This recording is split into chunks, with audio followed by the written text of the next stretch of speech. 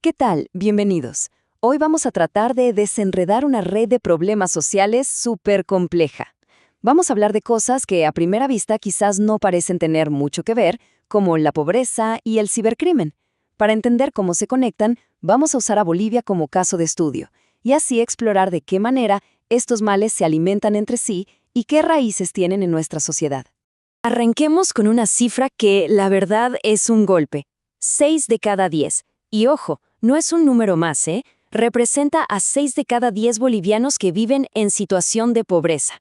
Este es nuestro punto de partida, la base desde donde crecen muchos de los otros problemas que vamos a analizar hoy. Para poder entender bien todo este panorama, vamos a organizar nuestro análisis en 4 partes. Primero, vamos a ver los cimientos de la crisis. Después nos metemos con el costo humano.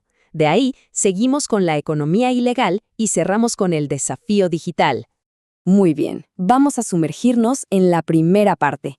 Y es que para entender a fondo problemas tan graves como la delincuencia o la explotación, primero, sí o sí, tenemos que examinar qué es lo que hace que una población sea vulnerable en primer lugar.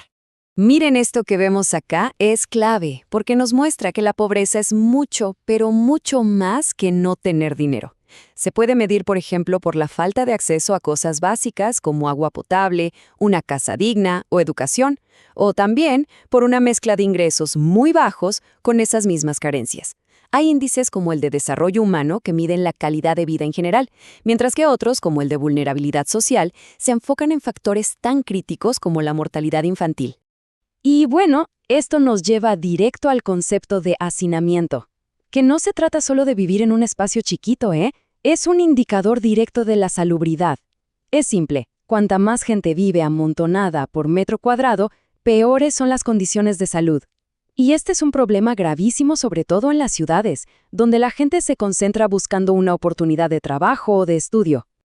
Ahora pasemos a ver cómo esta base de pobreza y vulnerabilidad se convierte, digamos, en el terreno ideal para que la gente sea explotada directamente. Acá es donde los números fríos se transforman en historias de mucho sufrimiento. 7 millones. Ese es el número de niños y niñas de entre 5 y 14 años que son víctimas de explotación laboral en América Latina. Es una cifra que nos habla, ni más ni menos, que de una generación entera con el futuro en juego. Y acá está el nudo del problema. El trabajo infantil no saca a las familias de la pobreza, todo lo contrario, es un motor que hace que la pobreza siga y siga. Esos chicos se quedan afuera de la escuela, lo que les corta casi todas las posibilidades de tener una vida mejor que la de sus padres. Es un círculo vicioso tremendo. Encima, dentro de este costo humano, hay que sumarle otra capa más de vulnerabilidad, la discriminación, que es básicamente una agresión. Es excluir a una persona, debilitarla, ponerle barreras. Y en este tema, las mujeres históricamente se han llevado la peor parte, enfrentando un abuso y una exclusión muy particulares. Las cifras que siguen lo dejan bastante claro. Y los números, la verdad, hablan por sí solos. 300.000, ese es el número de mujeres que son jefas de hogar solo en Bolivia, muchas de ellas abandonadas, obligadas a ganarse la vida como sea en la inestabilidad de la economía informal. Y esta es una de las cifras más duras, sin duda. Más de la mitad, el 55.6%, corresponde a mujeres que sufrieron agresiones sexuales en su edad más vulnerable, entre los 13 y los 17 años. Una etapa de la vida que debería ser de crecimiento y se convierte en una de trauma. Y finalmente, 25, es el número de mujeres que desaparecen cada año por la trata de personas. Un delito que, la mayoría de las veces, queda sin castigo, sin que se encuentre a los culpables, dejando a las familias con una angustia que no termina nunca. Toda esta desesperación y esta vulnerabilidad de la que hablamos, bueno, alimentan directamente otro problemón: el surgimiento de economías ilegales que funcionan como verdaderas industrias, aprovechándose de la necesidad de la gente. El consumo de drogas, por ejemplo, no aparece de la nada. Se alimenta de condiciones muy específicas: el desempleo, la falta de educación, la falta de oportunidades y, claro, una gran oferta de droga barata y fácil de conseguir que se presenta como una falsa salida. Y claro, la plata de esos negocios ilegales tiene que ir a parar a algún lado, Y esta diapositiva lo ilustra perfecto. El lavado de dinero se mete de lleno en la economía legal. El boom de la construcción, la importación de autos de lujo, las casas de juego, muchas veces son solo fachadas para limpiar las ganancias del narcotráfico.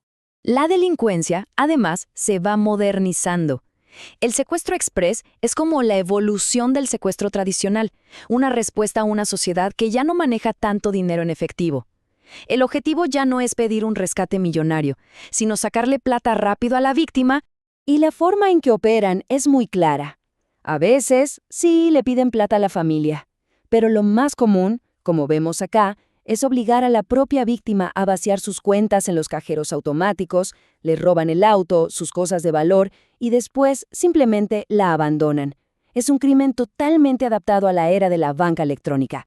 Y con esto llegamos a nuestra última parte. Así como el crimen se adaptó a los bancos, también conquistó el mundo digital y eso presenta desafíos completamente nuevos para la sociedad. Y para las autoridades, claro. Esta cita de un especialista lo dice todo. El principal problema para combatir los delitos informáticos es la falta de formación. Pasa que muchos policías y fiscales no entienden de informática, de redes sociales, y eso hace que las investigaciones se demoren y las víctimas queden todavía más expuestas. Y la lista de delitos es larguísima. Va desde el robo de información y la suplantación de identidad hasta formas de agresión como la difamación o el ciberacoso. Las redes sociales se convirtieron, de hecho, en el nuevo escenario para crímenes de toda la vida y también para crímenes nuevos. Pero a pesar de lo difícil que es, hay una respuesta legal. El Código Penal en Bolivia ya considera delitos como la manipulación informática o el acoso cibernético, y establece penas de hasta 8 años de prisión. O sea, la ley está, pero el problema, como decíamos, es que se pueda aplicar de forma efectiva. Bueno, hemos hecho todo un recorrido, ¿no? Desde la pobreza y el hacinamiento, pasando por la explotación de las personas, las economías ilegales, hasta llegar a los delitos en el mundo digital. Y queda claro que todo está conectado. La pobreza genera desesperación, la desesperación le abre la puerta al crimen y el crimen se adapta a las nuevas tecnologías. Esto nos deja con una última pregunta para pensar. Si todo esto está tan enredado, si las raíces y las ramas de este árbol están tan entrelazadas, ¿por dónde se empieza a cortar para que de verdad haya un cambio?